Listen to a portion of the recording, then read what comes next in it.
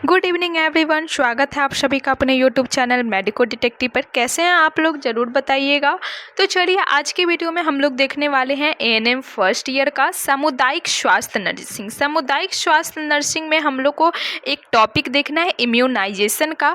Immunisation में हम लोग समझेंगे कि इम्यूनाइजेशन क्या होता है, उसका इम्पोर्टेंस क्या होता है। तो चलिए हम लोग वीडियो को स्टार्ट करते हैं। वीडियो को स्टार्ट करने से पहले एक बार आप लोग लाइक ज़रूर कर दीजिएगा और जो नए स्टूडेंट है सब्सक्राइब कर दीजिएगा और वीडियो को अंत तक जरूर देखिएगा ताकि आपको सारे कॉन्सेप्ट की क्लैरिटी मिले। ठीक है, तो इंट्रोडक्शन में जैसे देखेंगे कि इम्यूनाइजेशन क्या होती है। तो इम्यूनाइजेशन वह प्रक्रिया होती है जिसके द्वारा किसी व्यक्ति के शरीर को किसी विशिष्ट संक्रामक रोग के खिलाफ यानी कि इम्यून बनाया जाता है, वही होता है इम्यूनाइजेशन। क्या होता है इम्यूनाइजेशन? एक प्रोसेस होती है, प्रक्रिया होती है जिसके द्वारा किसी भी व्यक्ति के शरीर को किसी विशिष्ट संक्रामक रोग के खिलाफ जो है इम्यून बनाया जाता है। यह शरीर की प्रतिरक्षा प्रणाली को मजबूत करता है यानी कि इम्यून सिस्टम को जो है स्ट्रॉन्ग करता है ताकि शरीर में इन फ्यूचर कोई भी खतरनाक संक्रमण हो उससे सफलतापूर्वक जो है लड़ सके और आप जो है खतरनाक संक्रमण से बच सके। इसीलिए इम्यूनाइजेशन जो है जरूरी होता है। सामयिक स्वास्थ्य में जो है बच्चों और गर्भवती महिलाओं को समय पर टीके लगवाना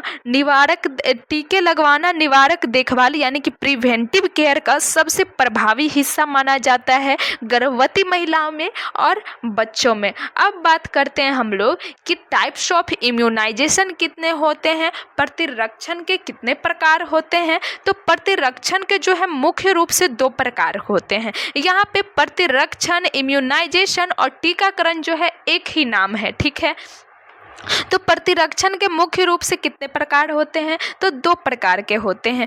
पहला क्या है? सक्रिय प्रतिरक्षण यानी कि एक्टिव इम्यूनाइजेशन और दूसरा क्या है? निष्क्रिय प्रतिरक्षण यानी कि पैसिव इम्यूनाइजेशन। तो सबसे पहले हम लोग समझेंगे कि एक्टिव इम्यूनाइजेशन क्या होता है। तो एक्टिव इम्यूनाइजेशन में इसमें शरीर जो है खुद टीके के माध्यम से एंटीबॉडीज का निर्माण करता है। किसका निर्माण करता है? एंटीबॉडीज का निर्माण करता है और यह लंबे समय तक सुरक्षा प्रदान करता है। सक्रिय प्रतिरक्षण में क्या होगा कि यह शरीर के भीतर जो है खुद के माध्यम से, टीके के माध्यम से जो है एंटीबॉडीज का निर्माण करेगा और लंबे समय तक सुरक्षा प्रदान करेगा। वही पैसिव इम्यूनाइजेशन की बात करें तो इसमें शरीर के बाहर तैयार की गई एंटीबॉडी सीधे व्यक्ति को दी जाती है, जैसे माँ के दूध या विशेष सीरम द्वारा कुछ समय के लिए जो है तुरंत सुरक्षा प्रदान करती है, यानी कुछ समय के लिए यह सुरक्षा प्रदान करती है।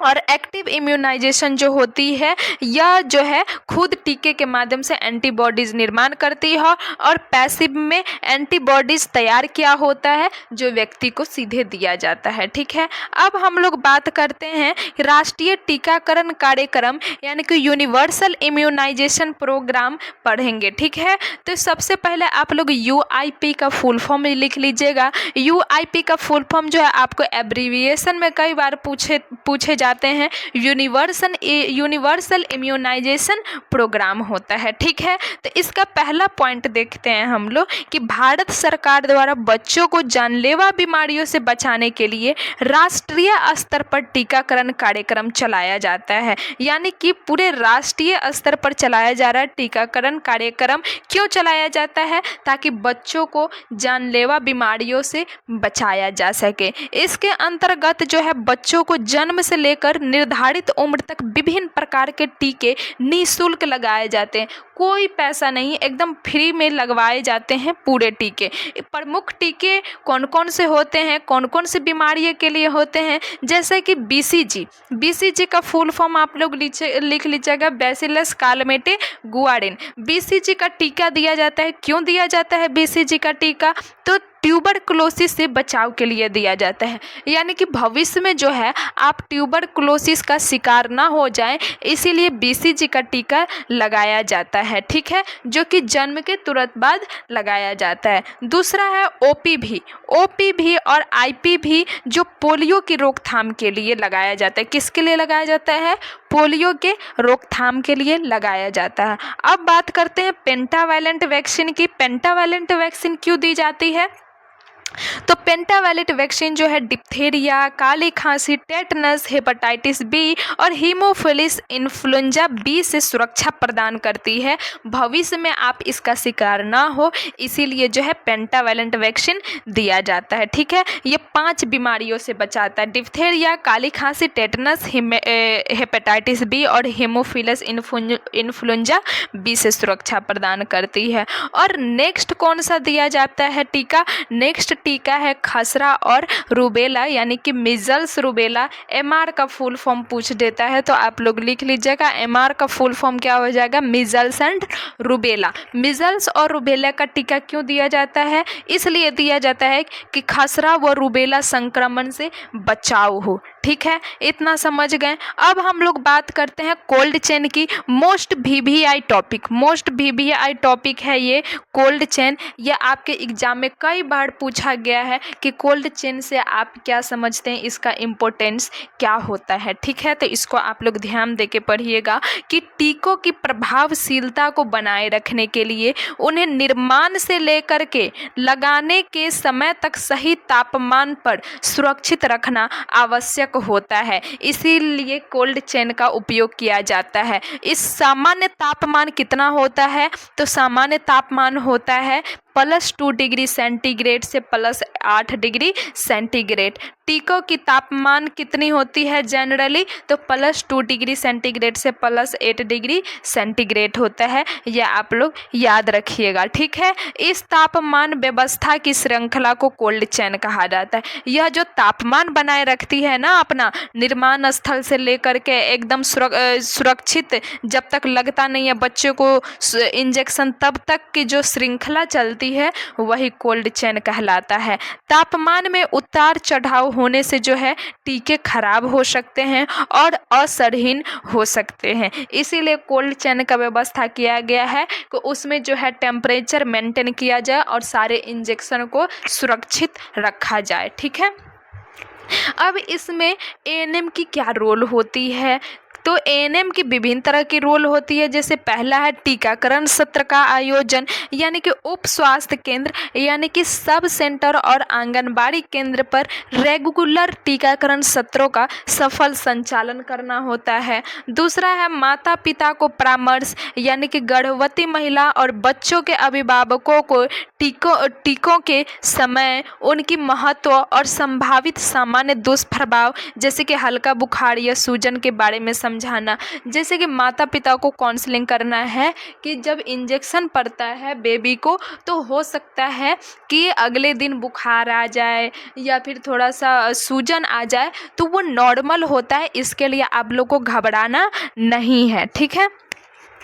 उसके बाद रिकॉर्ड रखना होता है एएनएम का भूमिका कि क्षेत्र के सभी बच्चों और गर्भवती महिलाओं का टीकाकरण कार्ड, जिसके एमसीपी कार्ड कहते हैं, और रजिस्टर व्यवस्थित रूप से अपडेट रखना। तो ये सारा जो रोल होता है एएनएम का होता है। पहला क्या है? टीकाकरण सत्र का आयोजन। दूसरा क्या है? माता पिता को परामर्श। और तीसरा क्या है? रिकॉर्ड रखना। समझ में आ गया आप लोग को? तो टीकाकरण में अगर आपसे क्वेश्चन पूछा जाता है कि टीकाकरण से आप क्या समझते हैं, टीकाकरण का क्या महत्व होता है, तो आप इतना लिख सकते हैं। दूसरा क्वेश्चन आपको पूछेगा कि कोल्ड चेन क्या है और कोल्ड चेन की क्या इम्पोर्टेंस होती है। ये कई बार एग्जाम में जो है पूछ लिया गया है, तो आप लोग इसका नोट्स बना लीजिए इसी यूट्यूब चैनल से। अगर आपको प्रॉपर वे में पढ़ना है, एएनएम का सारा सब्जेक्ट पढ़ना है, सारा टॉपिक पढ़ना है, सारा चैप्टर पढ़ना है, एमसीक्यू पढ़ना है, प्रीवियस ईयर का क्वेश्चन पढ़ना है, तो आप एएनएम फर्स्ट ईयर का एडमिशन ओपन हो चुका है।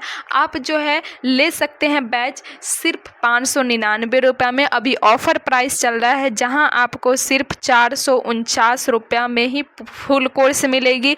अगर आप जो है टेलीग्राम चलाते हैं तो टेलीग्राम पर मेडिको डिटेक्टिव चैनल पर जाकर के जुड़ जाइए, वहां पे मैसेज करिए।